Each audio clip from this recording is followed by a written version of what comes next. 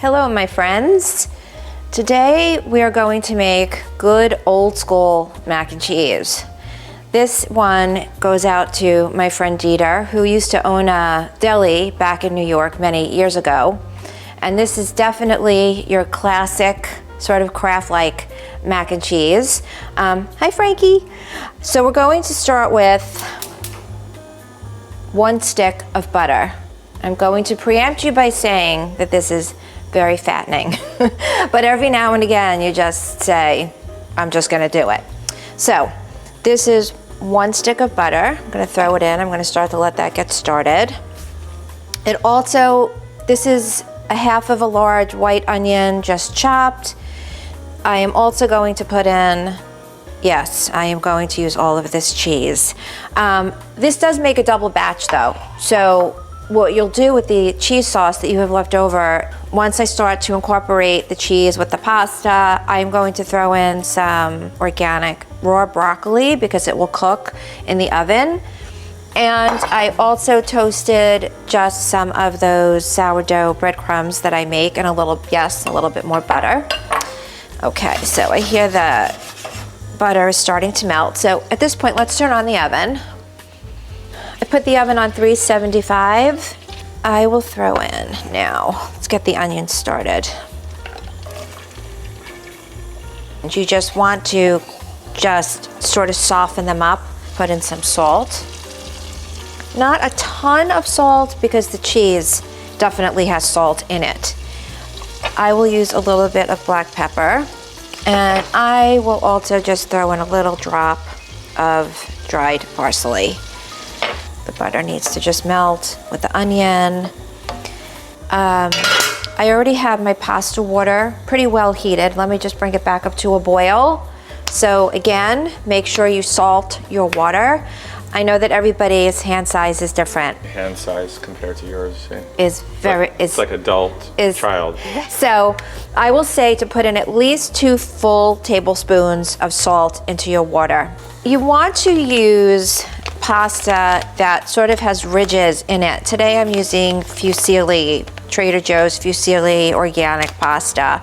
This will cook 7 to 8 minutes. I'm probably gonna do like 6 minutes. Let's now check the butter and the onions. Oh, that's perfect. So the butter and the onions are looking nice. Yes, I'm doing it. A whole quart of half and half needs to go in now. So let's pour that in. This is seriously one of the best mac and cheese recipes I've ever had. I was a big Kraft mac and cheese lover as a kid. Now take credit for a home-cooked family favorite that costs only pennies a serving. No wonder it's America's favorite packaged dinner. Kraft macaroni and cheese. Put in just a drop more seasoning since I added in a whole quart of liquid. A little bit more parsley flake, a little bit more pepper. You really want to just warm this through, not bring this to a boil. When the pasta comes out, this is what I always do when I make pasta. I like to take a big large bowl and I line it with some paper towel so that it absorbs the water that's left over after we take it out with a slotted spoon. I'm going to use a baking dish. This will hold a pound of pasta. I think I'm just gonna put just a little drop of olive oil on the bottom of this so that we don't get none of this will stick.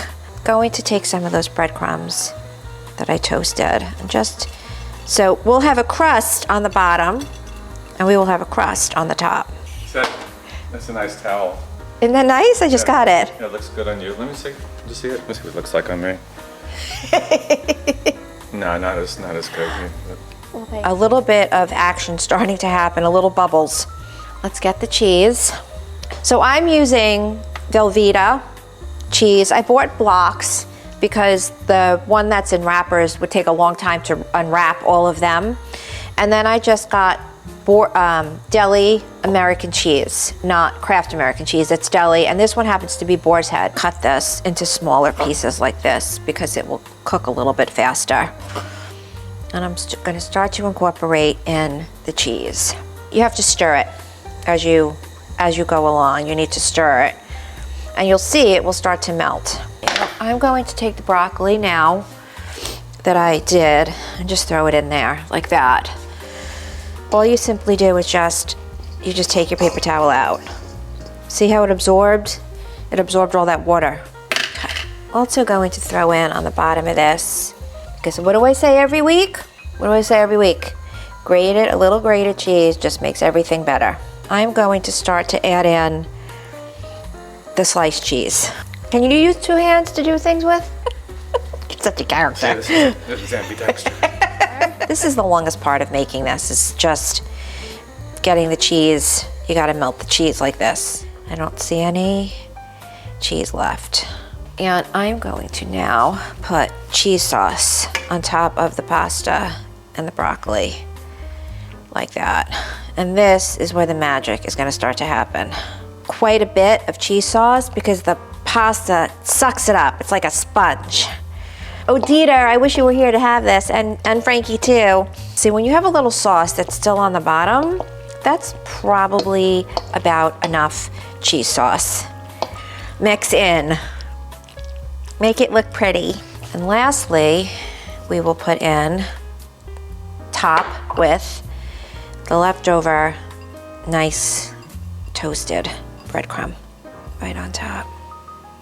This is going to go into the oven probably somewhere between 30 to 40 minutes.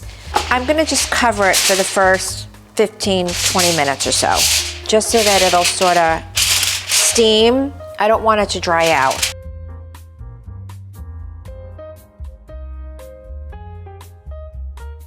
I'm going to just stick it right there. And I'm going to just put the oven on broil so that the top breadcrumbs will get just a tad crispy. Bring this over to the stove.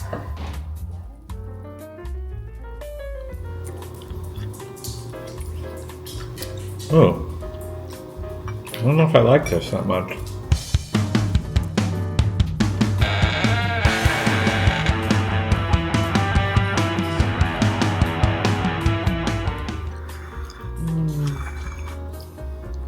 That's good mac and cheese. So good. Mm-hmm.